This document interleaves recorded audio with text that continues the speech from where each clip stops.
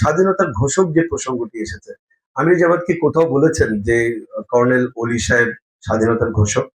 আপনাকে শুনেছেন? কিন্তু বলেননি।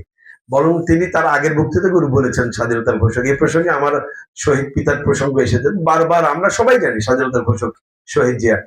আমির জামাত বলেছেন উই রিভল্ট, এই কথাটি বলেছেন কর্নেল ওলি।